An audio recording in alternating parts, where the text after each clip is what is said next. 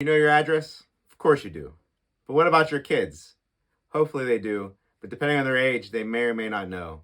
I recently taught a class for a group of kids learning some fire safety and first aid stuff, and calling 911 came up in the class. It made me think. When you call 911, they're going to ask you your address. Most times we don't have landlines anymore, so it's not going to pull that address. So the person needs to know the address.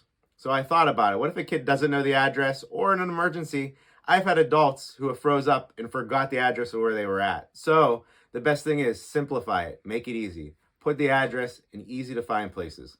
Let's put it on the back of the phone. That way, if they are calling 911, they can look at the phone and find the address.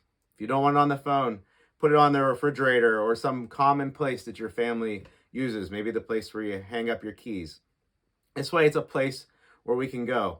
Like I said, a lot of smart kids in this class. One said, well, what if I'm at my friend's house and then I have to call 911? I don't know where they live at.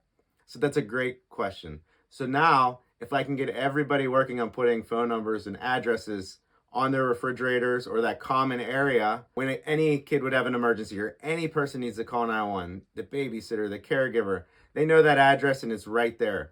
Because the biggest thing is with help, we need to get help there quick. If help doesn't come or is delayed because we don't know how to get there, it really does slow down the process. And especially when it comes to things like cardiac arrest, every minute that we're not doing something, somebody's chance of survival goes down by about 10%. So it's super important to make sure that when we call 911, that we know things like the address and where we're at.